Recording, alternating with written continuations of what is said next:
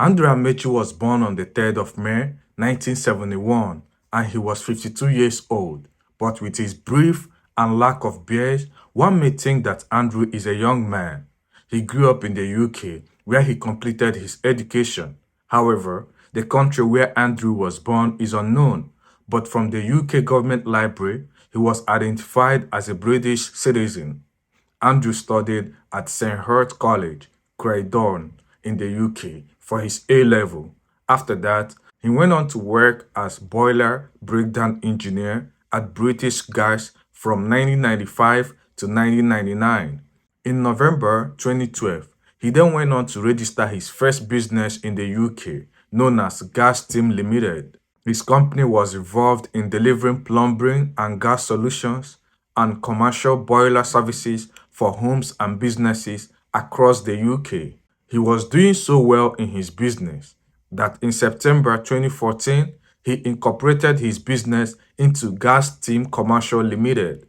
At this time, he was at the peak of his career and had offices and vehicles around the city of Milton Keynes. He then hired about 11 people to his team and eventually started working for government facilities, such as the Central Milton Keynes Library, Dunstable Aiknen Lower School, and Origo Holdings Limited, one of the largest KFC franchises in London. In 2015, his company was awarded the Boiler Installer of the Year category in the government's Green Deal Eco Awards for their enormous contribution in the city of Milton Keynes and its environ. With the watch on his wrist, you could see he had started making a lot of cash and was already competing with Hush Puppy with his lifestyle. In 2017, his company started offering work placement and mentoring services to local secondary schools in Milton Keynes. Then in March 2018, he went on to register another business in the UK known as Black Sheep Plumbing Limited, which is involved in plumbing, heating, and air conditioning. At this point, he was doing so well in his field of career and has conquered the city of Milton Keynes. But after he tasted luxury and the glory that comes with it, the hunger to get even richer made him commit crimes. In 2019, he was involved in a sexual assault allegation in the UK and was declared wanted 4 years later in March 2023. According to a report from Milton Keynes Police Station, Andrew was wanted in the connection with the sexual assault of a woman around his city of Milton Keynes that happened in June 2019. In the report, the UK police identified him as 5 feet 7 inch tall, of heavy build, who has a small scar on the left eyebrow, but they forgot to describe that his head is shaped like a mango. What made his case even more alarming that the police had to issue a public notice stating that he is wanted was when the police discovered that Andrew goes by different legal names in the UK. He was known as Andrew Ucheckwo, Andrew Ochekwo, and David Okorocha. This proves that he could be into more crimes beyond sexual assault, especially when investigating officer Disable Constable Rob Butcherman, based at Milton Keynes Police Station, said anyone that sees him should not approach him. Instead, call the police immediately. Before he was declared wanted in the UK, it was noticed that he knew the Fed would be after him. So in February 2022, Andrew quickly transferred all his money to Nigeria through untraceable means and declared himself bankrupt in the UK's Gazette. However, since he was declared wanted in the UK, he was nowhere to be found until 2024 when he carried his criminal lifestyle from the UK to Nigeria. In Nigeria, Andrew portrayed himself with the name Andrew Amechi and was living in the city of Aba, Abia State. He then created and registered a business called Black Sheep Groups, where an office is located in his home. Nothing is known about what his business is into, but with the name of the business Black Sheep, which means a person who has done something bad that brings embarrassment or shame to his family, really defines who Andrew was. On his personal Facebook page, known as Andrew Amechi, he posted pictures of his affluent lifestyles in the UK, including his cars and expensive houses. With this, he was able to lure ladies to his home in Aba, where he would sexually assault them, leaving no traces by eventually killing them. He was so successful with these tricks that he began harvesting their organs and selling them. However, the story of one of his victims, Alison, describes how Andrew operates his crime.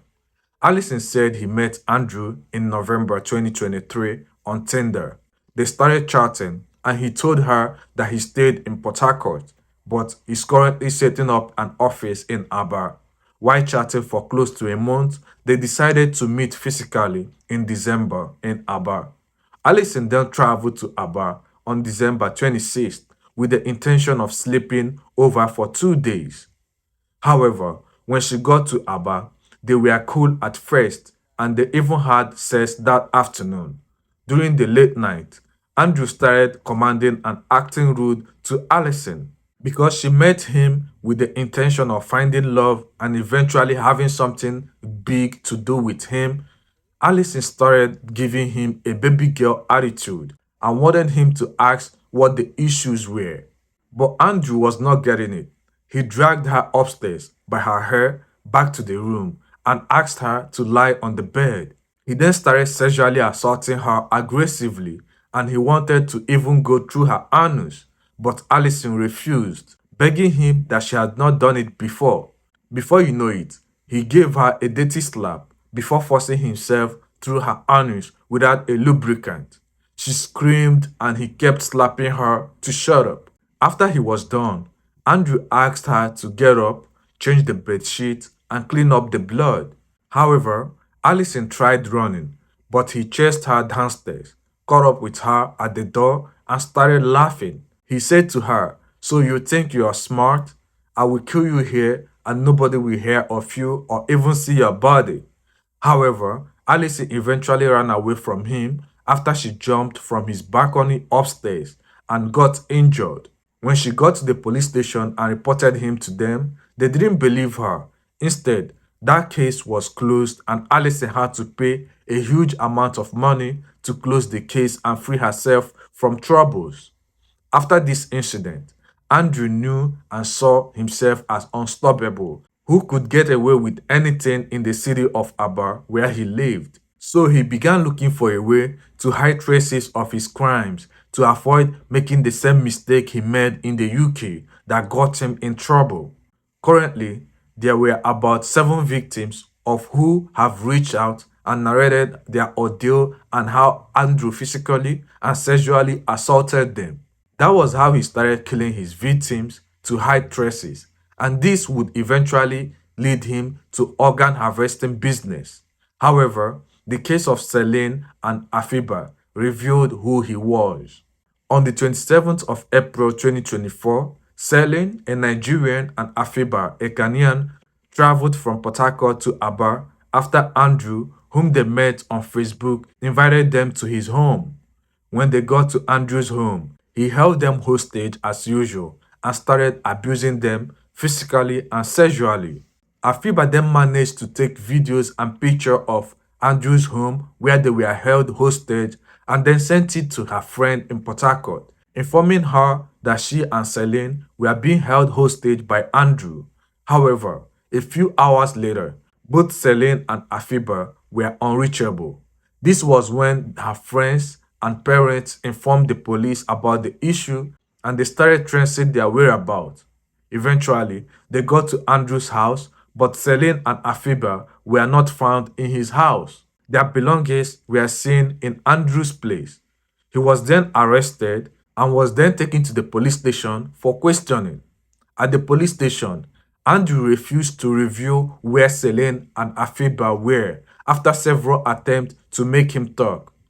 Things started getting suspicious when it said that Andrew was living large in the police station, especially when he made all his social media platforms private from police custody.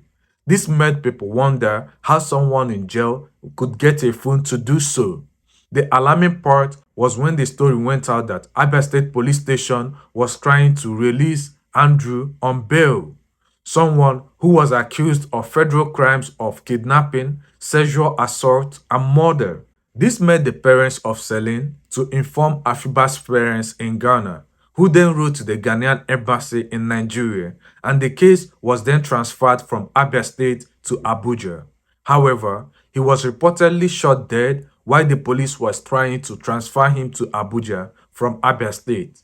Disclosing that the suspect was killed while trying to escape from the police, activist Harrison wrote on his Instagram page last Friday. He stated that they showed him his dead body and the car too. They snapped it. That was what Allison said, but he never posted his dead body. This got many people asking whether he was truly dead. I'm going to show you the video of Andrew the day he was killed, the pictures and videos of Andrew the day he was killed. All right, I'm going to show you the videos and picture. Okay.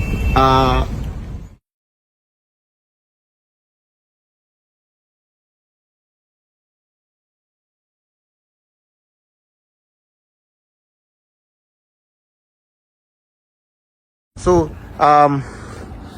we are here at the mortuary. The man that people are saying that police people collected money and he escaped is at the mortuary in Ochekwo in Benue State. So the story from the police that this man is dead is correct. All right. So if you want to get more verification about if he's alive, go to the police. Police will bring you to the mortuary and show you. Till now, the whereabouts of Celine and Afiba are unknown. But while the investigation was going on, a video update from Harrison on Monday showed that police officers found a decomposing body dumped close to Andrew's house in Abo Hill area of Aba. The two arms and two legs of the victim were found missing. The video shows he used the same curtain in his house to cover the body of the victim. In his house, there is blood everywhere. Harrison, however, revealed that they are yet to ascertain if the body belonged to Celine or Afiba or another victim. Now, this is Andrew's house. This is the curtain. This is the Andrew's type of curtain. Are you seeing it? From the parlor. Yeah. From the parlor. Then we are going to the room now so that you see the type of curtain that he uses. Police are here from IROT. We go to the house, the same curtain we use wrapping everybody here is what we're going to find in the house. So from here now, we'll still go back to the house so that we can compare. You see that the curtain here and the one in the house are the same. So I'm here with FIB. Yes. So people, witnesses here said that this body has been here over 1 month plus, and there was no head, and some part of the body were removed. And the same curtain we found here is the same we found in his house, hanging in his house. You can see blood on it. So yeah.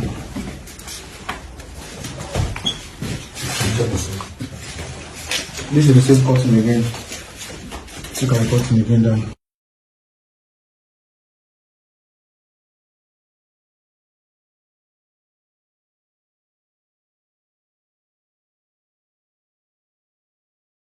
Maybe making video. You think maybe it's an office outside, yes, in the town, but this place is his house. So are you saying this is just one of the room, or one of the sitting room, visitors room upstairs that you converted to office? So that's if you watch out for that video, you see that there are computers here, computers on this table, and there are chairs. So it's like maybe you see maybe like this outside of his office, maybe one of the street. No, this office is located right inside his house, and this is the black sheep group. All right, and his name on Instagram is black sheep too. That's what they're going to do. Yeah. Ah, you took hand. They've served him quick notice. Number 48 Stallion Road, Obohi.